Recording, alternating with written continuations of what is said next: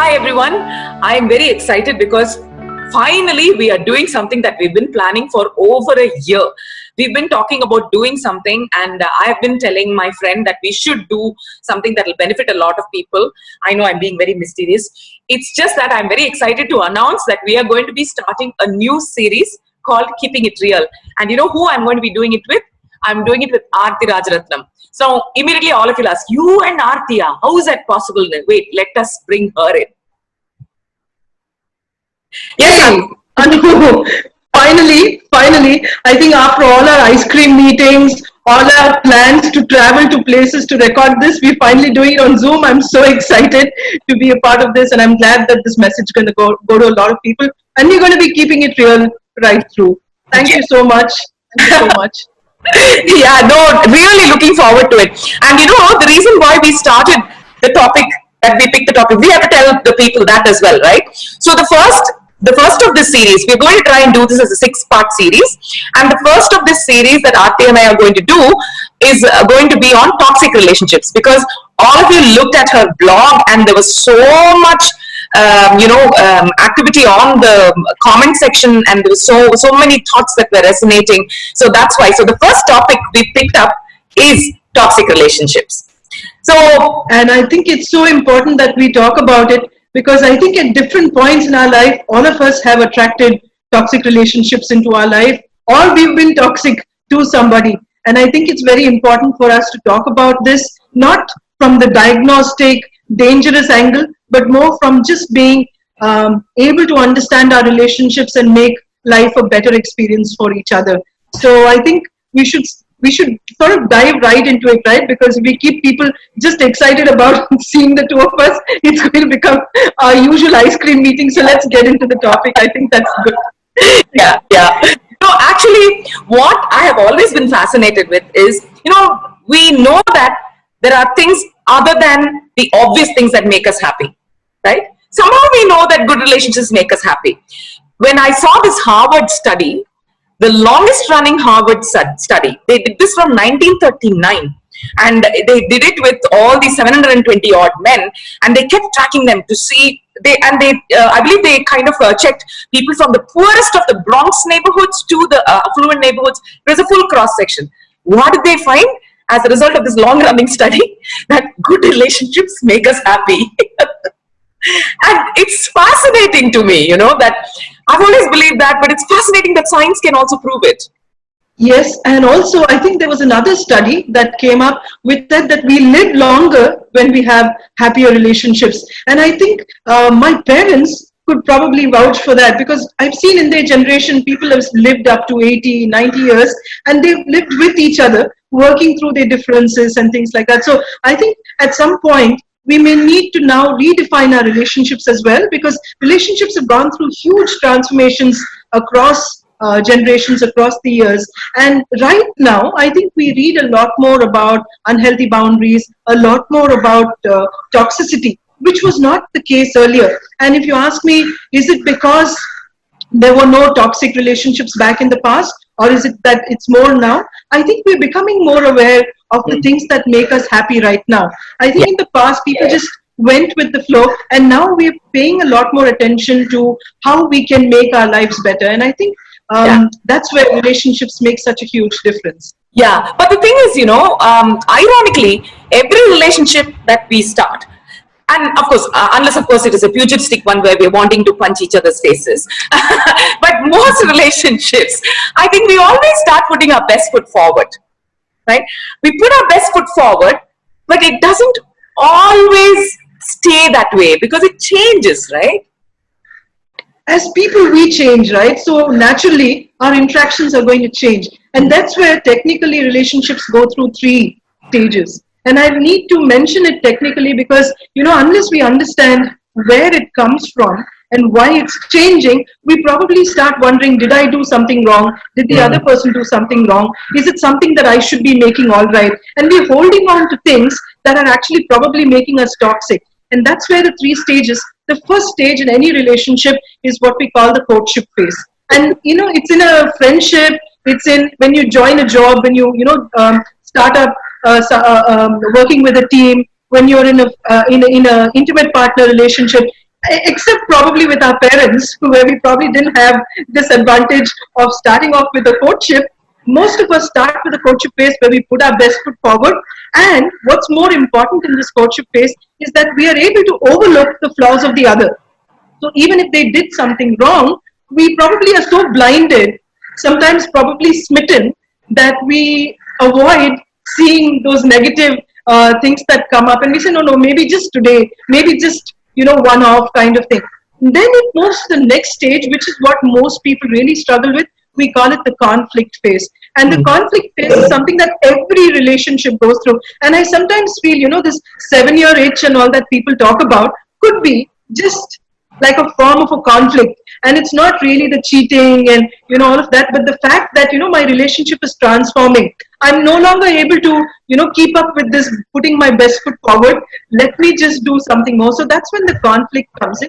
And the conflict sometimes could just be, I'm no longer able to communicate, or I'm getting triggered by everything that you're saying. And I'm like, who the hell are you to tell me this? Or why did you do this? That kind of thing. And relationships that are able to tide over this conflict by working through it neither become toxic nor end. They're able to move beautifully into the next phase, which we call the companionship. And I think when we really look at the most beautiful relationships, we don't look at the romance, we actually look at the companionship. Sometimes when you go out for a walk and you see like this elderly couple holding hands, or, somebody holding an umbrella for the other, or even with our animals, if you notice, the companionship is so sweet. Like, in the companionship phase, there's a beautiful trust that happens, and with friendship. And I think ours is also in the companionship phase right now, because conflict probably came in separation. Like, because you traveled out of the country, you were not here. Yeah. We couldn't see as often as we used to, or meet up as often. So I think the conflict had taken a totally different kind of a role. Yeah. Yeah. No, the other thing also that I've noticed is when we start going back to how we start in the courtship phase, right? We do a lot of things that are unsustainable, right? It's not just about, I'm smitten by this person, or I really want to be this person's friend. It is more, I want to do everything I can to make sure that I'm doing my best. And that is not sustainable. Right? It is just not sustainable over a long period of time. After some time, when we realize constantly ignoring our needs and constantly ignoring what we want and constantly trying to put this thing forward is just not going to work. And I also love how our equation has things. So what, 2004, right? When we first met. Yeah. Yeah. And in 2004, we used to work out in YMCA together. Yeah. Then from 2007 onwards, there was not much contact. In between, I did do a workshop with you. Yeah, yeah, I remember that one. It was hilarious. I think we really did something crazy. But anyways, yeah, it was beautiful as well. So, and I think now we've reached a stage where we both come into our own individual persons. I feel somehow we found our space, and now we continue to relate in a much more intense manner, despite keeping that space. And it is a space that makes it so special as well, no? And that's where I think in one of Khalil Gibran's poems, he talks about how love is sometimes in the togetherness and sometimes in the spaces. Yeah. And I think if, as human beings, we're able to acknowledge that it's not always togetherness and it's not always spaces, and bring about a beautiful balance, I think we move away from being toxic for each other to being able to, bring out the best in each other without having to be in the courtship. Without neglecting ourselves, neglecting our needs. And I think that's the balance that most of us as human beings are trying to sort of achieve. You say that when it comes to through the conflict phase, and then there is if I may use this visual, there is a companion phase, or there is an end phase, or there is a toxic path.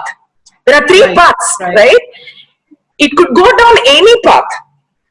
Am I right? I mean, I'm talking only about experience, in my experience, because my relationship. The visual, when you're saying it would go this way, I don't think the toxic is actually away. The toxic is probably more like this.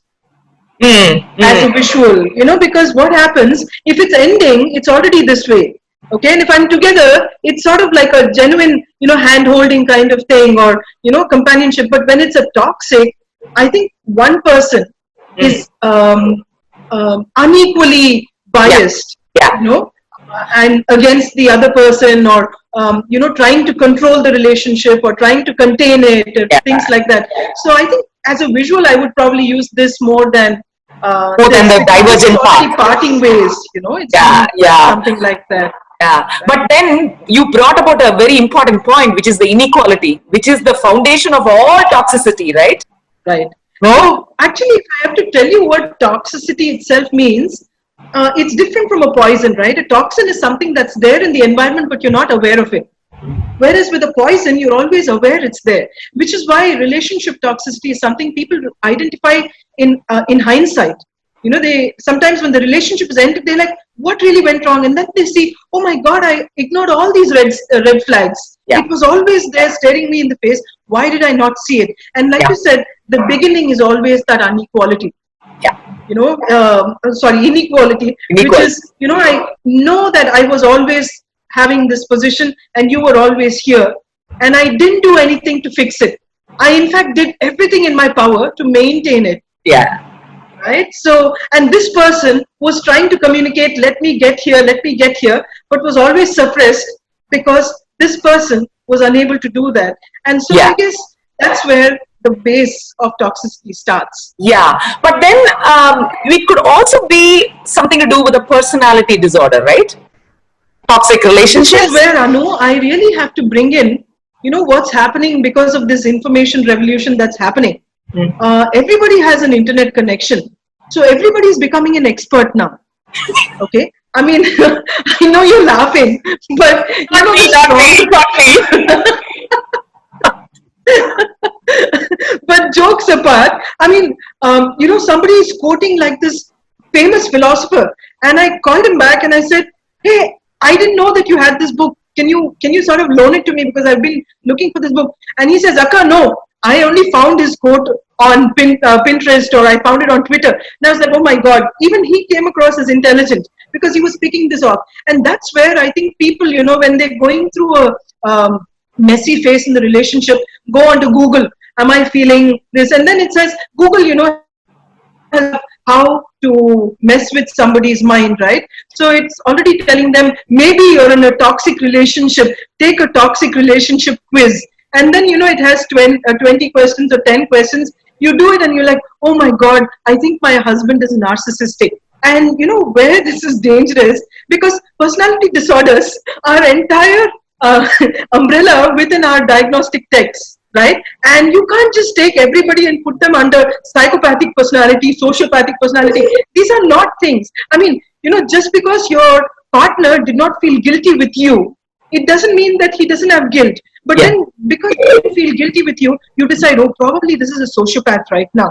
And this is one of the most dangerous things that we're facing today, because I have clients who have already done all these quizzes and they're sitting in front of me saying, "Ma'am, I think I've married a narcissist."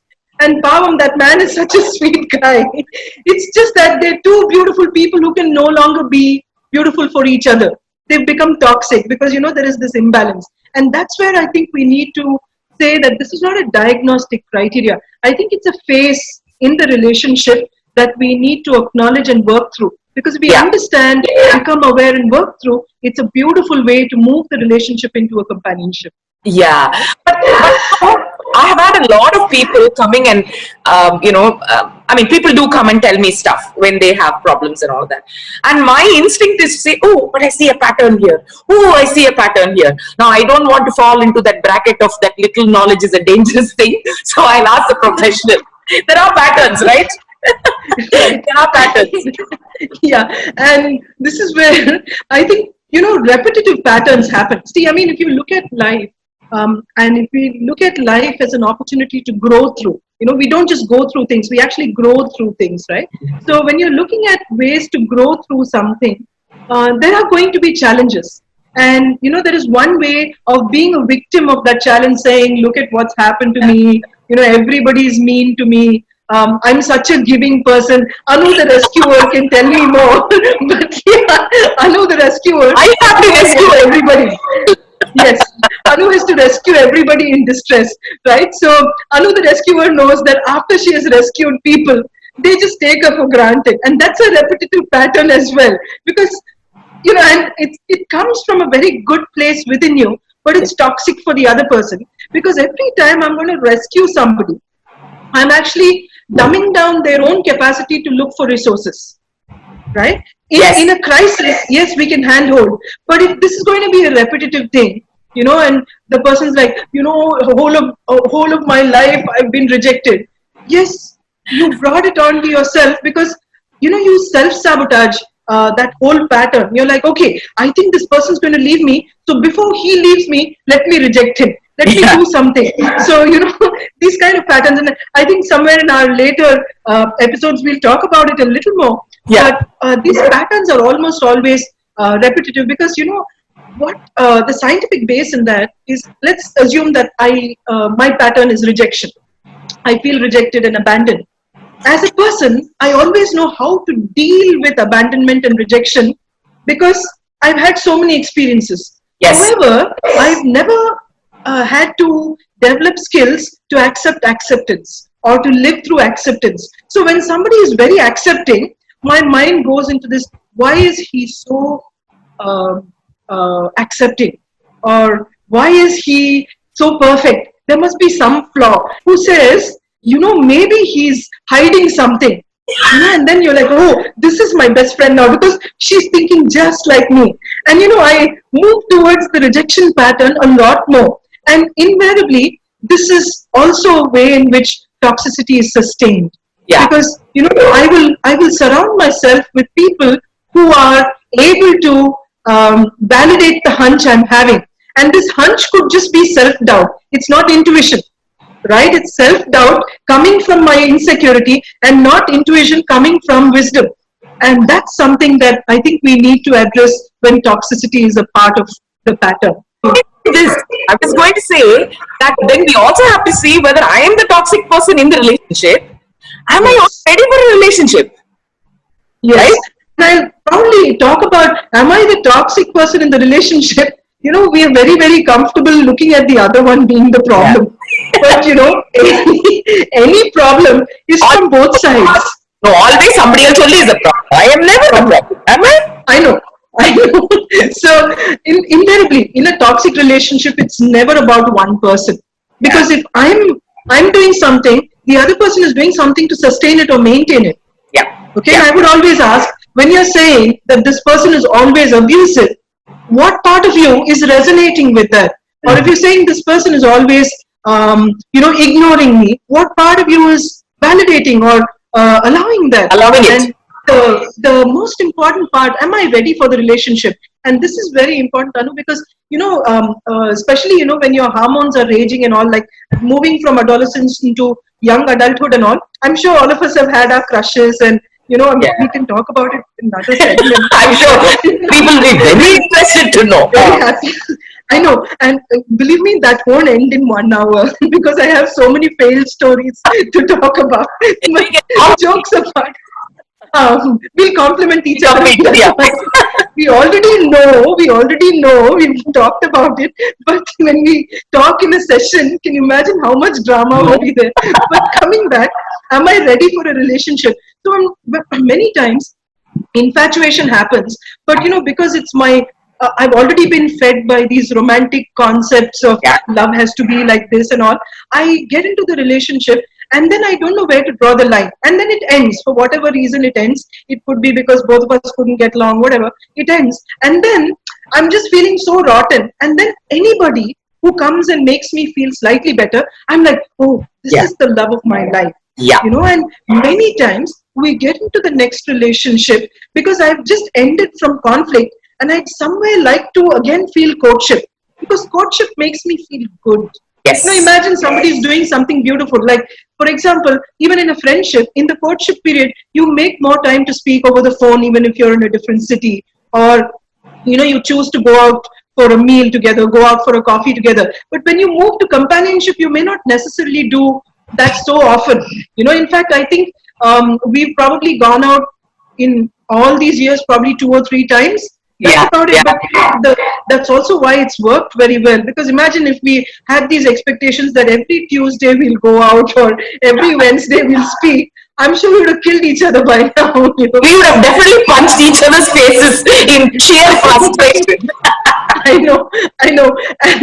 And I'm just saying that, somewhere, even that's a form of toxicity because people tend to, take those things as absolute Yes. rules. And that flexibility that's required in a relationship is overridden by this routine that I've brought in. And sometimes Yes. routines, especially in relationships, can be extremely toxic if the person is not in a comfortable space to be able to respond. It's stifling. Oh, yes. The moment you put a condition and you start saying that, if you care about me, then every 2 days we have to do this, every 3 days this has to be done. And it's like, you can't put a computer program and put code about, how you will sustain a relationship. Right, Anu, it's not computer program, people. It's an Excel sheet which will be color coded and it will be sent. And when you look at the Excel sheet, you're like, oh my God, if you're deviating from this, she's going to kill me. Okay, but having said that, people get Excel to know sheet you. helps you, okay? That Excel sheet is what keeps us on track. Excel sheet followed by WhatsApp message clarifying every point on the Excel sheet. But jokes apart, what I'm trying to say is it's good for work, but when it comes to a relationship, I think that can be very, very dangerous. Imagine every Tuesday, 11 o'clock, we have to have conversation. And on that particular Tuesday, I could be very tired. Yeah. I may have something else lined up. And, if we start taking these as serious lapses in the relationship, imagine how dangerous it would become. Will I ever be ready for a relationship? Of course, I'll be ready for a relationship when I'm in touch with myself. Because a relationship is where I'm willing to give of myself, not because I'm lacking something. I'm willing to be with another person because both of us have something to contribute towards each other, not towards another person's lack, but towards the other person as a whole. And that's where I think toxic relationships don't fit in. Because when I feel complete, I cannot be toxic. Yeah, Right? yeah. Patterns, because the moment you said it, I realized you used one word, complete, right? And I've always had a problem with, but I am a romantic, right? I love happy stories. I love happy endings and love and all of that. In fact, that cupboard that is behind me is like full of romance, right? It's either action or romance. And the hero never dies, by the way. But I digress. But when you said complete, I always found it uncomfortable when someone said that you complete me. Because when I say you complete me, that means I'm incomplete. I don't want to think that I'm incomplete on my own. So which brings us That's nicely. the first pattern. Yeah, That's the first pattern. pattern, right? In fact, there was an insanely famous Hollywood movie where the heroine tells the hero, "You complete me," and I think a lot of people, a lot of women especially, fell for that, saying, "Wow, what a beautiful romance." And I think if somebody is doing that, that's probably the most toxic thing. In fact, if you look at it, it comes from the premise that somewhere I'm incomplete and that I will need somebody else to fill me. Yeah. And I think that's one of the biggest dangers if I'm going to believe that, I'm broken as a child, I didn't have a great childhood, so I'm going to meet somebody who's going to fill all these things. And it's a very cinematic thing as well. Unfortunately, if you look at many of the popular movies, the culture is where the heroine or the hero is already alcoholic, already, broken and everything, and the other person's love comes and tries to change them. And if you look at it, that's such a shameful thing because, that's also the reason why the heroine, if she's completing the hero, can never leave the relationship because that will be one of the things that's holding her back, saying, if I don't She completed him. Yeah, so if she leaves, then he'll die and all. He'll die. Yeah, so all these very false things, and a lot of popular literature around the soulmate thing are also built into this unfortunate pattern where you feel that somewhere you'll find a soulmate from another planet probably, and then that person will make you feel whole, complete. No, I think all these are just ways in which we suck up to the culture that's around us, and I think we shouldn't, fall into that pattern at all. So if complete me is a pattern, then what would be the solution? One is, see, in all of these patterns, like I said, we'll have to start with the self. If complete me is a pattern, I'm somewhere deeply driven by the fact, or the belief rather, by the belief that I'm incomplete in some way. So I would spend a lot of time sitting with myself and see what parts of me don't feel complete. And Yeah. if you really look at it, Anu, when we're growing up as children, we freeze at certain ages. Some difficult experience makes me feel that I'm going to stay at this age. For me, for example, one of the most toxic things that had happened when I was very young was I was an awful student. So I was always made to believe that I was not intelligent, right? So, Mm. it just kept me there. It just kept me stuck in that pattern. So when I had to, sort of grow up and grow out of that pattern and actually acknowledge that I could do something, I had lost many years of my life. Yes. And I would always think that other people were much better than me. I was always placing myself lower than people who were not even there. And I would always say I'm a student of my work, I'm learning through my work. Yes, but I didn't realize it was coming from the fact that I was feeling extremely incomplete. Mm. And toxic relationships could be your relationship with work as well. It Yeah. may not just be a person. Right? Yeah. And for me, in the workspace, I always felt incomplete. And I would overreach, do so much because I wanted to feel complete. But when I let that go and I healed that pattern, it became so beautiful. It was an authentic connection with people. And Yeah. that, I think, is something priceless. I would never, never ever trade it for anything else. Yeah, yeah. No, and when you look at this pattern, my pattern in relationships has not only been the rescuer, it has also been that one person's effort that you mentioned, right? I will hold the whole thing up completely because it's my responsibility. I'm capable, I'm strong. It took me many years to understand I don't have to do that. And I've seen you do that as well. I've seen you do that so many times. And, that's when the solution to that would be reminding yourself that you're not the general manager of the whole universe. Yeah. Right? You'll have to realize that sometimes you should just let the person take care of themselves. Yes. Nobody needs that kind of rescuing. Mm. I mean, even somebody who is completely ill is capable. They have resources. Correct. But when I start doing the one person's effort, like you mentioned, that being the second pattern, what we're really doing is stunting the other person. Because we notice after a point, Anu, in all of those relationships, the other person would have just taken it very casually. Like, yeah, she'll anyway take care of the relationship. Let me just chill now. That kind of thing will happen. So what has happened that I have seen is because it has been this, where I take the load, I take care of the relationship, they also assume that I don't need taking care of, which Yes.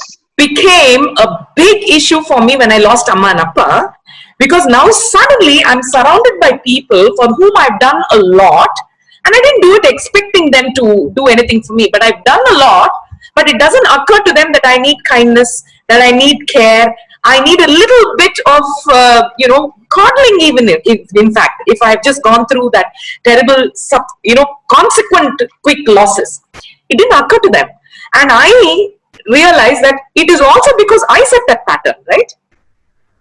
Right, and that's why it's a repetitive pattern. If we actually go back and we say, oh, I've done this in this relationship as well, I've done it here as well, I've done it here as well, and you go back and it's somewhere in your teens or even earlier than that, you started taking care of people, right? And so you still believe. So I think it's also growing up at some point, to realize that just like I can take care of myself, the other person also can. And that could be the solution. Yeah, yes. And that's the solution to that pattern as well. And it has worked for me now. So now in my equations and relationships, when I have that compelling need to immediately go and sort out their problems, set them right, I said, wait, let's see what they're going to do. And about 2 or 3 times I stood and watched and they managed, right? And that comforts me that, okay, you don't need to be, like you said, the general manager of the universe. They're capable of doing it. Right. I mean, there are other patterns as well, right? Yes, and I would bring in the next pattern, which is called the scorekeeper. So, the scorekeeper is like the most dangerous. I know you're one. I know you're one. So, the scorekeeper. So, the scorekeeper typically is the one that's going to remember all the things that you did and did not do. Okay, and they're likely to remember the ones that you did not do and they expected. So, on that day you forgot my birthday, or when I said hello, you turned your face and went away. And I've had this a lot in work. I used to have a scorekeeper colleague of mine. She say, I was in the corridor and I waved to you and you didn't see me. And because I wear glasses, many times, what would happen is, in the glare of things, I would just sort of miss out. And I may not have seen her. And, I'll be wondering, when was this Tuesday that she was standing there and I didn't see her? But in a relationship, imagine if it's just a colleague at work, it's still not so dangerous. Imagine if this is your spouse, or if it's your best friend. And even worse, if it's a parent. I'm glad that my parents were not scorekeepers. Imagine if my parents kept score for all the times that I misbehaved in school, or all the times I got into trouble. I probably would never get bailed out. But the scorekeeper is very dangerous, in the sense that they tend to overlook all the positives and start holding on only to the negatives. And it becomes a very, like a sticky situation for the other person, because he or she is always, walking on like eggshells. Eggshells, or I would even use quicksand, because you don't know when it's going to suck you up. And the worst thing with quicksand, it's not instant. It takes you down slower and slower, and the more you struggle, the faster it sucks you in. And that's the dangerous part of the toxic relationship, because you're stuck, and it's pulling you in, but it's so slow. It kills you inch by inch, and that's so scary. That's why the scorekeeper is a very dangerous part. And if you ask me how you come out of that pattern, you'll need to realize, when you keep score, both people lose. Right? Whenever you're keeping score, you're also pushing the other person to a space where they're going to keep score. And that's probably the most dangerous aspect of keeping score in that relationship. So this is basically your area. So just, why don't you run through all the patterns? Because you know why? Because now I know all my patterns have been covered. Now you cover the other patterns. So I should sit back. I don't think we've covered all your patterns though. Oh! So the other one, which is probably my pattern, building my world around one person. Or the other extreme, run by one person. So when I say building my world around one person, I remember when I started out in life, I built my entire world around the school I was running. And everybody significant to that school was significant in my life. I had missed out on so many other aspects of my life, because my world revolved around that one person. And so when that one person left, and that one school closed down, I was completely shattered. And the other extreme of this is run by one person. One person decides, okay, there is this other person I can control, and my decisions will be everybody's decisions. And in fact, unfortunately in India, many family structures are actually run by one person. The breadwinner in the home decides for everybody.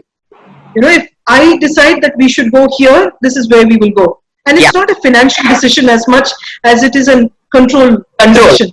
So, it's more really control. So I would definitely talk about, understanding that this building your world around one person, or allowing one person to decide for everyone, both are very, very toxic patterns. It's important to realize that we need to reclaim our worth. See, because when I put all my efforts on somebody, I need to reclaim my worth. I need to understand that I'm also contributing towards this relationship. And most important, the solution for this will be to let go. To understand that no one else can be the center of my universe. I need to be the center of my universe, because if I'm not centered in my universe, I'm going to be all over the place. Right? Because, if you take the Niels Bohr atomic model, if you're not the nucleus, which is basically neutral, and you're going to be just one of the electrons in the shells, remember, you're just going to, not be so significant. You're not going to be stable. Stability comes from center. And that's core. If you're going to be on the periphery, then you're not going to be stable. And definitely that's going to lead to a breakdown. And that's why this run by one person is a very dangerous pattern. Another extremely common pattern is emotional blackmail and possessiveness. And if you notice that that is something that's also toxically portrayed in news and articles, where we bring in the toxic stalking culture and all of that, and somehow romanticize the whole thing, saying he loves her so much, so he's stalking her. I think it's absolute nonsense, right? And in fact, earlier also in our discussion, we were talking about, if you don't do this, I will not talk to you. You don't love me if you. So this emotional blackmail pattern is very, very painful, because what happens is that the person who's being blackmailed, after a point, will just become very, very immune to this. If let's assume that you're blackmailing me every time, and then you're like, you're going to give me these threats. Let me see. And that's when they start also seeking other relationships that fill this void. And I'm not talking only from betrayal and cheating in a marriage. I'm just talking about even general friendships where I say this friend is always draining me or always controlling me. Let me just hang out with other people. So being on the other end of a relationship that was emotionally blackmailing me, I have been on that end. And let me tell you, when you already have a rescuer pattern, and then you're with that blackmailing pattern, it is a worst combination ever. Because not only am I fighting that person's pattern, I have to fight my own pattern as well. It was doubly difficult, and it took me many, many years to be able to see sense and, say that this is not working. And Anu, what you brought up is very significant, because always this pattern will attract a similar, we call them codependent patterns. Right? So it's not like, it doesn't mean that I'll be perfectly fine and I'll get somebody who's toxic. I will have a pattern that will be complemented by another pattern. So today I'm not going into codependent patterns as much, because I want just people to understand how this works. Because, when people blame someone, they need to understand that something in me is sustaining it. So if I were to go into the next pattern, because, let me just talk about how emotional blackmail is dealt with. See, when you're having possessiveness and when you have emotional blackmail, the two things that work are to develop trust on yourself. Because once you start trusting yourself, it's easier to trust the other person, and more importantly, communicate. Because when you start saying, see, this thing that you're doing is not okay, or this is how I like it, sometimes the other person who may be unaware of the pattern, many times we're unaware, and we may be even mirroring our parental patterns. Like, if the child has always been an emotionally blackmailing mother, he or she is going to be emotionally blackmailing, thinking it's normal. Right? So if I'm doing that and my partner tells me, listen, I think you're sort of making me very uncomfortable. I'm like, oh, am I doing that? And that awareness many times is just enough for me to be able to communicate through. And that's one thing. And I have your idealism and romance pattern, which is typically you. So that's your typical pattern.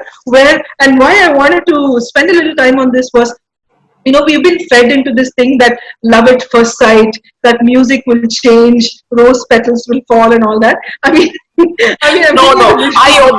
I object. This is not my pattern. I never thought there'll be a prince in shining armor. I never thought rose petals will come and all of that. No. I strongly object, Your Honor. We know your romance pattern is probably built around ice cream and something like that. Who's going to buy me chocolate cake? Chocolate. Sorry, I digress.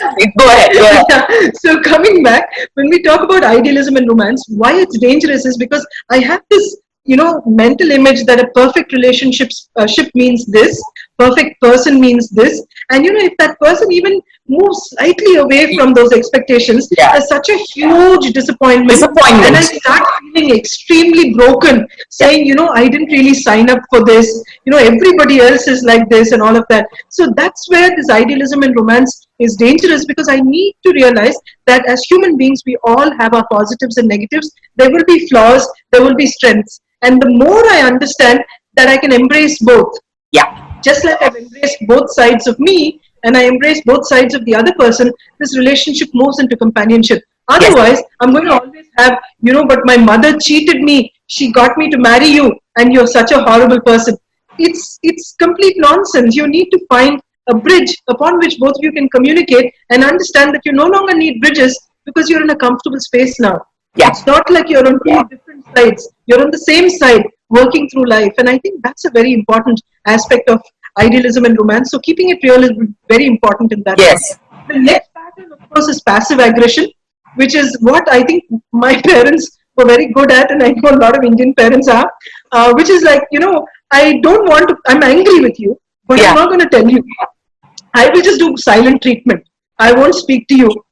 But the jar of jam or whatever will come and hit the table loudly. I've seen this. Right? Or shut the door, bang, and then you're like, I won't talk to you, but all these objects will talk on my behalf. That's such a dangerous thing. And I've seen also a lot of teenagers do that to their parents. They've had a conflict with the parent, parent also is like sticking to their guns and this child also doing this. So the child says, the best thing I can do is to shut the door loudly and go inside. And I've also seen in more recent times the TV volume going up. Because it's like, I don't want to listen to you, I'm listening to something else. That kind of thing. The TV is now my equivalent of na na na na na. That's what it is. In fact, my brother has a T-shirt that says, "I will listen to anything but you." Right, and that's the passive aggressive pattern. And where you can bring out this is, again, you have to realize that there is a communication breakdown. Passive aggression is a typical communication breakdown. And you'll need to understand that, if you take a continuum, there's one side which is aggression, the other side which is passivity, and in between is assertiveness, where I'm able to become aware of my needs, communicate my needs without hurting you.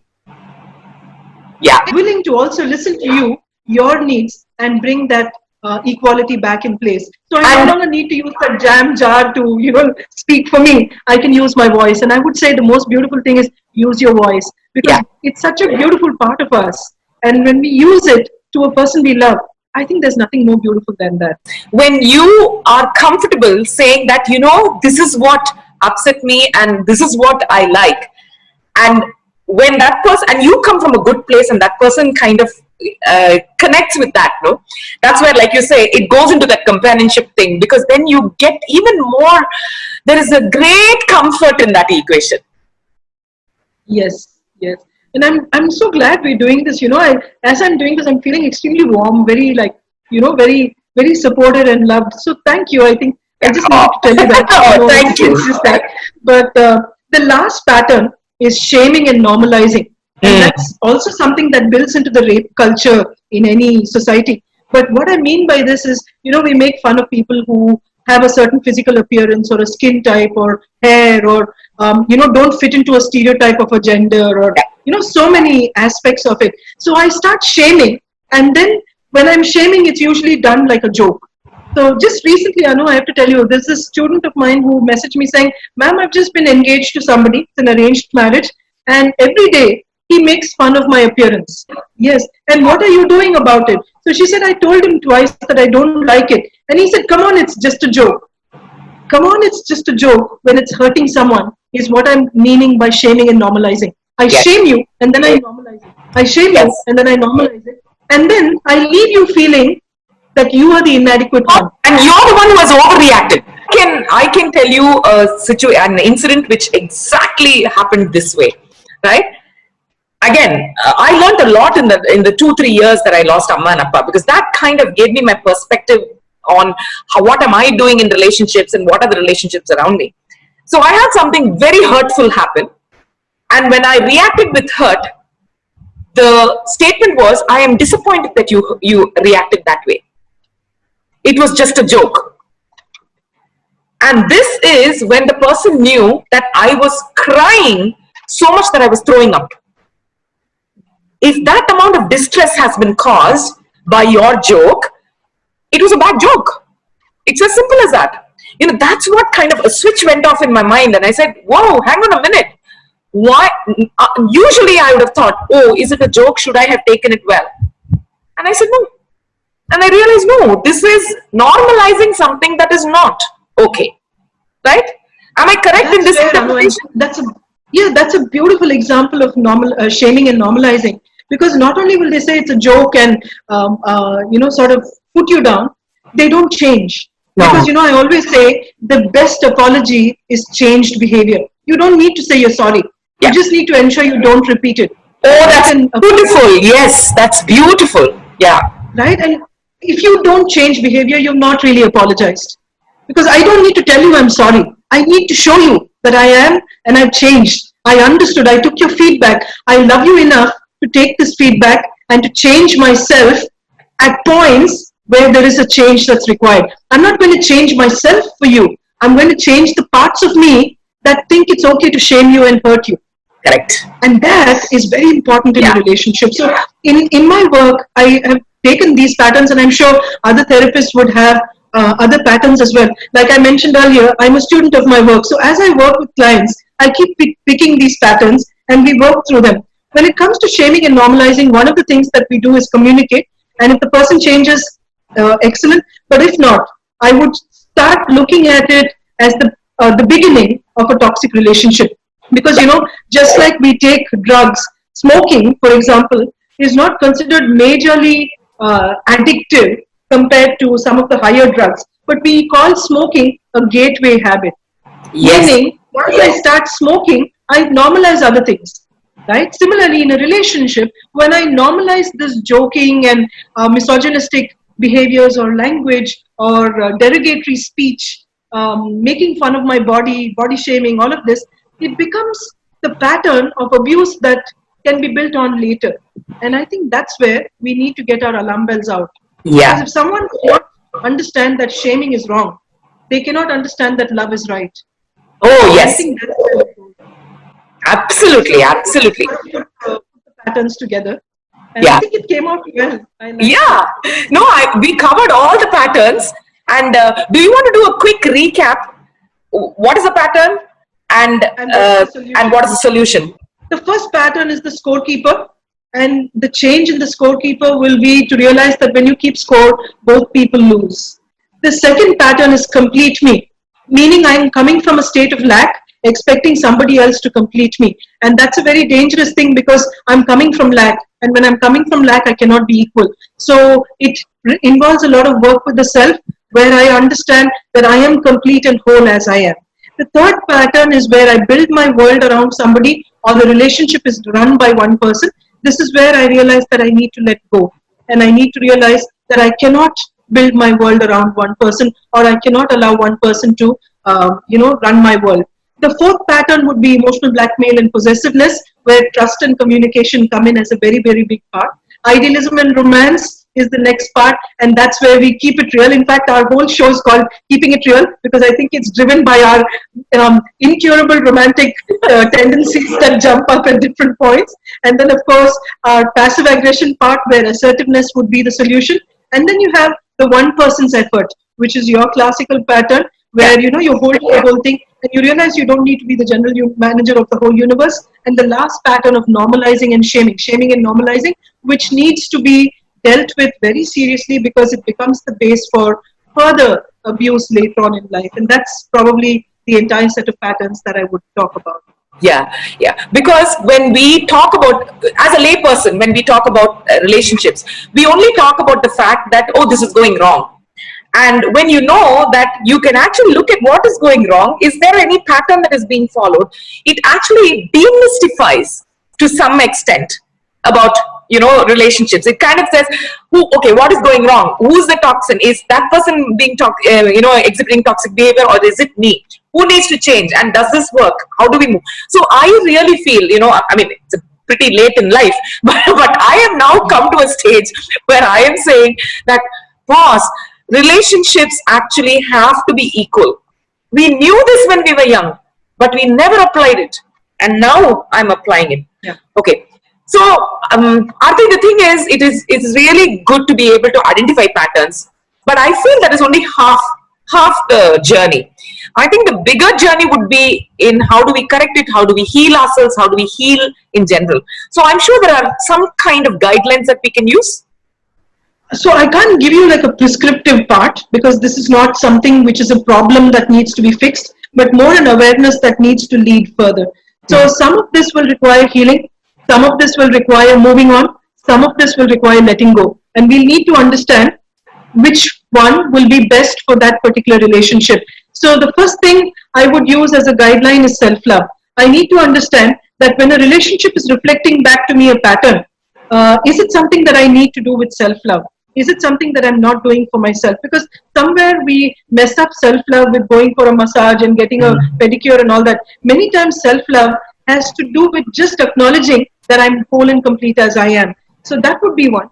Second is to forgive the self and also to understand that the other person's patterns need not necessarily be the things that define me. Right? That would be the second thing that I would take. The third I would do is to realize that sometimes the only closure I can get is that I deserve better. Because many times as women especially, I know, and I'm sure some men will disagree, but as women especially, we think that the other person is somehow going to change and understand us. And I think to realize that, we just deserve better is a very, very important aspect of ending a toxic relationship. And then, I need to become assertive and bring in healthy communication, healthy boundaries. That would be a complete, a U-turn in many relationships, because we notice many times this lack of communication, lack of healthy boundaries and being assertive is probably one of the reasons we run ourselves into the ground. What we also don't do is just assume that if I communicate, he or she is not going to accept. So that we don't even try. Yeah, because we're coming from inequality, I just assume that certain things will not work. Because, when I'm in a position, in a disadvantageous position, I've already made assumptions that keep me the victim always. So, Right? And that's really where it goes back. And the last aspect of what I would do is to acknowledge that that toxic person was a beautiful person. Okay, both of us are very beautiful people, but we're just toxic for each other. Yes. So I need to understand that though you are toxic, you were just what I needed at a particular phase in my life. To acknowledge that you are not the person who may be good for me now, yeah, in spite of having tried to work on it. So somewhere I think to understand this is a very important aspect of relationships, because not all relationships are meant for a lifetime. Some Yes. of them are there for a reason. Some of them for a very short season, and some for a lifetime. So if we can identify that, and though it will be very difficult to know whether I should hold on or whether I should try harder, it's one of the most difficult, painful decisions in Yeah. life. We'll all get there and we'll get through. And I Yeah. hope I've sort of put it together. I'm so glad we did this. I'm so glad we did this, and I hope everybody enjoyed it as much as we enjoyed putting it together for you. Yeah. I had such a great time as well. And, it's not often that when two people are talking, we actually talk in a real manner. We talk about the whole thing as people who have made this journey, not as people who are advising you or standing in a position and telling you that, oh, this is how it needs to be done. No, we are all human beings. We are all doing this whole thing. We all make mistakes. We all learn. The important thing is that we learn, and the important thing is we keep it real. I hope you enjoyed this episode on toxic relationships. We'll come back next week with another topic. I'll let you know what the topic is. Oh, by the way, I know a lot of you will have questions that you would like answered. So what we're going to do is, yes, I know me and my Excel sheets, we are going to put one Google form, and you can put in your questions about relationships on that. And the coming Friday, we will look at it and we'll answer it, and we'll post the answers to the questions. We will answer both as Aarti the professional and Anu the fellow traveler. Okay? See you. Bye. Then bye. Okay, bye. Bye.